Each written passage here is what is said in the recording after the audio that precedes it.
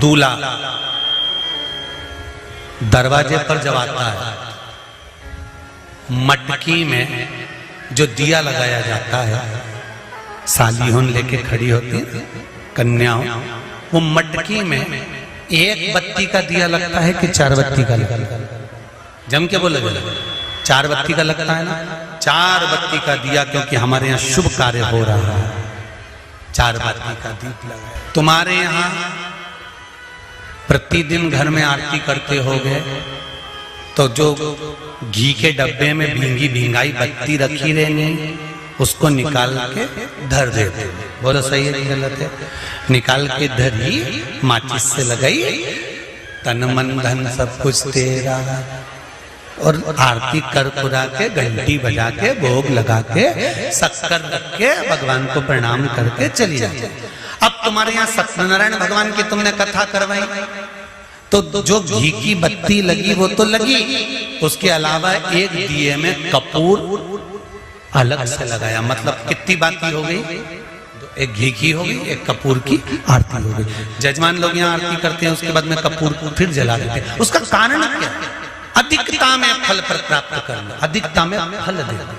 साल, 2 साल, 4 साल, 6 साल में आप भी प्रयास करा करो, पतली पतली बत्ती बनाकर 108 गिनकर घी में जब उसको पूरी बांध लो, घी में भिगो कर रख लो। कोई घर में विशेष कार्य हुआ, या कहीं तीर्थ गए, कहीं गंगा जी के घाट पर गए, सरयू, मंदाकिनी, नर्मदा, गोदावरी, छिपरा आदि कादि के घाट पर गए, तो उस बत्ती को प्रकट कर कर जलाकर रख दिया।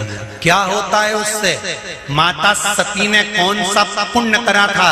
जो शंकर भगवान के कंधे पर शव पड़ा हुआ था और शंकर नाच रहे थे, वो सती का पुण्य था कि वो कभी एक सामग्री से शिव को प्रसन्न नहीं करती थी, बहुता में देकर शंकर को रिझाती थी। इसलिए शिव ने उसको अखंडता प्रदान की। शंकर भगवान ने अखंडता दी है उसको, अखंडता। वल्ली देवी ने एक कलश, देवसेना ने एक कलश, भाग विभाजित हो गए थे, भाग विभाजित, आधा भाग भगवान को चाहिए ही पूर्णता। फिर निवेदन करेंगे। अब एक प्रश्न और खड़ा हो जाता है, ध्यान दीजिएगा जरा, कि गुरुजी तो कथा में कहते हैं कि एक बेलपत्र भी चढ़ा दी तो भगवान शंकर ने स्वीकार करी। सियोर वाले गुरुजी कहते हैं एक चावल का दाना भी चढ़ाया तो भगवान शंकर ने स्वीकार करा। का क्या भाव है? इसका क्या भाव, का क्या महत्व? तो वो भी समझ लेना जरा अच्छे से, बहुत ध्यान से समझना जरा। बाती शंकर जी के मंदिर के बाहर लगाई है। कहाँ लगाई है? मंदिर के। कपड़े दान करे मंदिर के। पंडित जी जब मंत्र बोलते हैं तो कहते हैं एक बेलपत्रम, एक बेलपत्र मात्र, एक चावल का दाना। सियोर वाला महाराज भी कहता है कि एक चावल का दाना शंकर भगवान को समर्पित कर दो, एक बेलपत्र समर्पित कर दो, एक लोटा जल समर्पित कर दो, एक फूल की मात्र एक पंखड़ी भी चलाई तो भगवान शंकर इसको स्वीकार करेंगे। इसका महत्व क्या है? तो लिंग पुराण में लिखा है, जब शंकर भगवान पर, शिवलिंग पर कोई एक वस्तु भी समर्पित होती है तो वहां शंकर जी का नाम बदल जाता है और शिव जी का नाम लक्षेश्वर महादेव हो जाता है। कौन से महादेव हो जाते हैं? लक्षेश्वर। शंकर भगवान को जब एक चावल का दाना, एक वस्तु, एक सामग्री शिव को समर्पित करी जाती है, वहां शंकर लक्षेश्वर महादेव हो जाते हैं। लक्षेश्वर का मतलब क्या होता है कि एक बेलपत्र समर्पित करी तो शंकर भगवान ने उस बेलपत्र को 1,00,000 बार स्वीकार कर लिया। एक चावल के दाने को 1,00,000 बार स्वीकार कर लिया। शंकर भगवान लक्षेश्वर महादेव बन गए। लाखों की संख्या में शंकर भगवान के स्वरूप वहां पर प्रकट। आप में से कितने लोग हैं जो क्षिप्रा नहाए थे? आप में से कितने लोग हैं जो नर्मदा नहाए? आप में से कितने लोग हैं जो गंगा नहाए? आप में से कितने लोग हैं सरयू नहाए?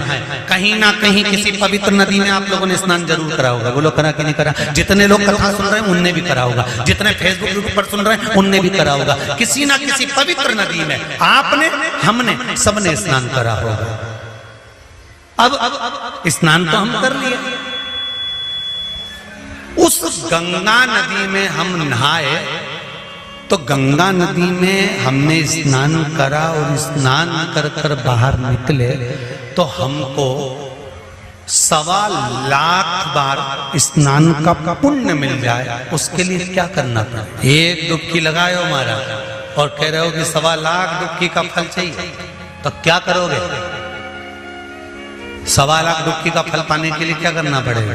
केवल एक काम, जिस पवित्र नदी का स्नान कर रहे हो उस पवित्र नदी की बालू का, बालू मतलब रेत का, बालू का शिवलिंग का निर्माण करना, उसका पूजन करना, पूजन कर कर जो बत्ती जोड़कर 108 बत्ती बनाई है, पूजन कर कर एक दिए में वो बत्ती, उस जो बालू का शिवलिंग बनाया है, पार्थिव शिवलिंग का निर्माण करा है, जो तुमने किसी गंगा, सरयू, नर्मदा, क्षिप्रा, मंदाकिनी, नर्मदा आदि पवित्र नदियों के तट पर स्नान करते समय तुमने जो शिवलिंग बनाकर पूजन करा है, उसके सामने वो बाती को जला देना, उसी से आरती उतार लेना, वो बाती वहां लगाकर छोड़ देना और छोड़ने के बाद उस शिवलिंग का फिर विसर्जन कर देना। विसर्जन कर कर उसी जल को अपने ऊपर छींट लेना। 1.25 लाख डुबकी का फल एक ही क्षण में प्राप्त। इसको लक्षेश्वर महादेव कहते हैं,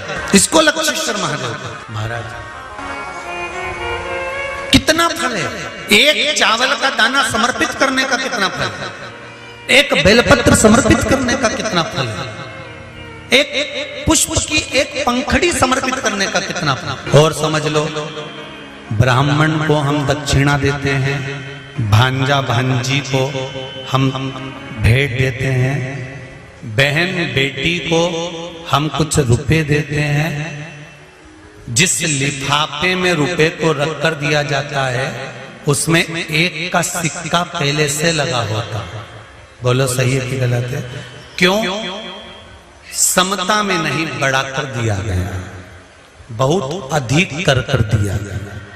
हमने अगर अधिक कर कर दिया है तो उसका फल भी हमको अधिकता में प्राप्त। अधिक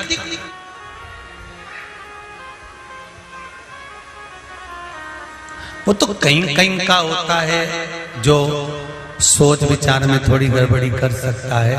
एक हमारे मित्र हैं, एक जगह जन्मदिन पर गए तो वहां उन्होंने जन्मदिन पर उन्होंने 5 रुपए लिफाफे में रखे।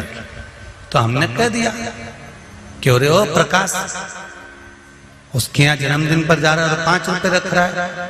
तो क्या हमने जन्मदिन मनाया था 8 साल पहले, तब उसने भी तो 5 रुपए रख के दिए थे। तो हमने कहा 8 साल पहले 5 रुपए की महत्वता थी, अब तो 5 का 10 हो गया, तो 10 तो दो। हमारे यहाँ पहला सा नियम था, बहन बेटी जितनी बार आती थी ना, जितनी बार आती थी, घर की बहुएं उसकी झोली में थोड़ा सा चावल, दाल, जो भी घर में होता था वो डालती थी। भले वो लेकर नहीं जाती थी, इतना सा दाना पल्लू में बांधा और लेकर चली गई, भले वो वहीं छोड़ गई, पर उसकी झोली कभी खाली कर नहीं भेजते। आप में भी जितने लोग बैठे, ऐसा नियम पहले था। अब आज का जमाना तो बड़ा विचित्र हो गया कि बहन बेटी से आस लगाकर बैठते हैं। जैसे ही आई तो पहले सोचते हैं राखी पे कितने भतीजों के कपड़े लेके आई है, कितने भाई के कपड़े लेकर आई है। अब तो आस लगाकर बैठते हैं कि ये लाई हो। और भाई और भाभी को बहन से आस नहीं लगाना चाहिए, भाई और भाभी को तो बहन लेकर आए, चाहे ना आए, फर्ज हमारा है कि हमारे दरवाजे से हमारी बहन बेटी खाली ना जाए, तो हमारा दरवाजा भी कभी खाली है। कितना अंतर है, कितना। सनातन धर्म में जन्मदिन पर केक काटा जाता है क्या? अरे बोलो जम के, नहीं। सनातन धर्म में जन्मदिन पर केक नहीं काटा जाता। सनातन धर्म और ये आज के जो ये पाश्चात्य पद्धति चल रही है कि पहले काटो फिर बांटो, ये काटो और बांटो, ये सनातन धर्म की पहचान नहीं है। सनातन धर्म काट कर बांटना नहीं जानता, सनातन धर्म जोड़कर बांटना जानता है। पहले जन्मदिन मनता था तो बूंदी छटती थी, नुकती बूंदी, उसके दाने अलग अलग रहते थे। सनातन धर्म के लोग बांध कर बांटते हैं। बूंदी छटती थी, आटा सिकता था, बिखरा रहता था, दूध का छींटा देकर उस